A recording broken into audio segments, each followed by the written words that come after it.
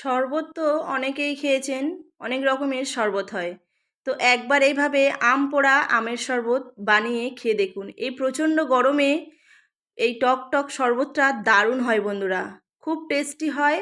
আর আমি কিভাবে বানাচ্ছি আপনাদের সঙ্গে শেয়ার করছি। তো প্রথমে আম একটা পুড়িয়ে নিয়েছি ভালো করে, ওই খোসাটা বাদ দিয়ে নোটটা বের করে নিতে হবে। তারপরে দিয়ে দেব একটু জল ঠান্ডা ফ্রিজের, আর দিয়ে দেব একটু চাট মশলা, বিট লবণ, আর দেব জলজিরা। এটা হজমের দিক থেকে খুবই উপকার আর খুবই ভালোও লাগে খেতে। প্রথমে গ্লাসে একটু স্প্রাইট দিয়ে দেবো, যদি থাকে তোমরা দিতে পারো, না হলে না দিতে পারো।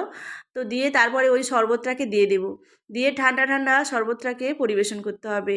যেমনই সুস্বাদু খেতে আর তেমনই টেস্টি আর খুবই উপকার। এই গরমে কিন্তু বিভিন্ন রকমের শরবত আমরা ট্রাই করছি, বাড়িতে এই শরবতটা বানিয়েছি, সবাই বলছে দারুণ হয়েছে।